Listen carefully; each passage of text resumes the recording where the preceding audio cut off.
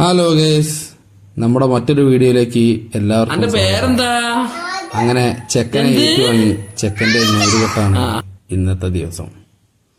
ഞങ്ങളതിനെ 28ാം പിറന്നാളെന്നാണ് വിശേഷിപ്പിക്കാറ്. അതുകൊണ്ട് തന്നെ അതിനുവേണ്ട സാധന സാമഗ്രികളെല്ലാം റെഡിയാക്കി ആദിയും എല്ലാവരും ഒരുങ്ങി ചെക്കൻ്റെ 28ാം പിറന്നാൾ ആഘോഷിക്കാനായിട്ട് തന്നെ നിന്നു. നൂലുകെട്ടാണ് ആദ്യത്തെ ചടങ്ങ്.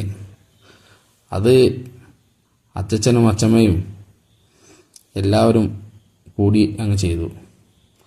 അവൻ്റെ അച്ഛൻ്റെയും മാമിയുടെയും ഞങ്ങളുടെ എല്ലാമെല്ലാമായ വേദയുടെയും അഭാവത്തിലായിരുന്നു ഇന്നത്തെ ചടങ്ങുകൾ നടന്നിരുന്നത്. അതുകൊണ്ട് തന്നെ അച്ചച്ചനാണ് പേര് ചൊല്ലി വിളിച്ചതുമെല്ലാം. അതും കഴിഞ്ഞ് പാല് കൊടുക്കലാണ്.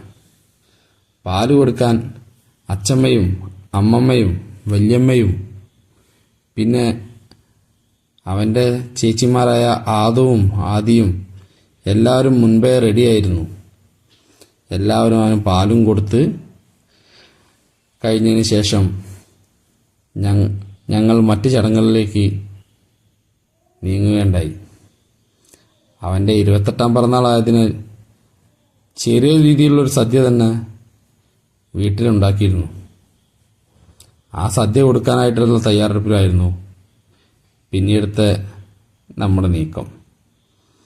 സദ്യ ആഷിഖ് മോന് വേണ്ടിയുള്ളത് എടുക്കുകയും മിച്ചം വന്നത് കണ്ട്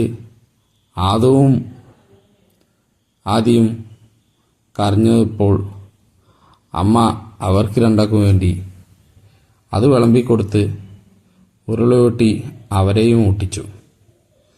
അങ്ങനെ ആഷിഖ് മോൻ്റെ 28ാം പിറന്നാളിൻ്റെ സദ്യ ആദിയും കഴിച്ചു.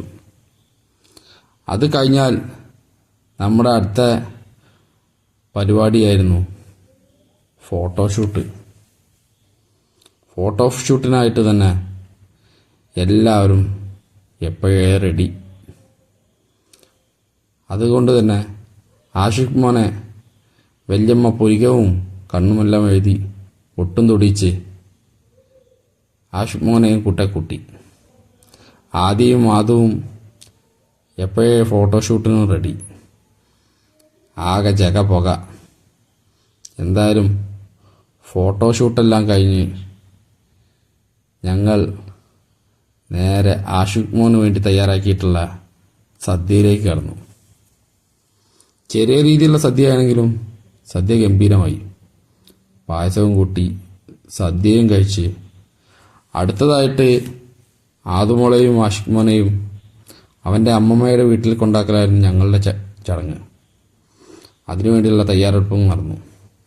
അതിന് സാക്ഷ്യം വഹിക്കാൻ നമ്മുടെ അടുത്ത വീട്ടിലെ കുട്ടേട്ടനും ഉണ്ടായിരുന്നു. ഇനിയും ഞങ്ങളെ ഫാമിലിയെ ഫോളോ ചെയ്യാത്തവർ ഫോളോ ചെയ്ത് കൂടെ കൂടിക്കോ. Bye.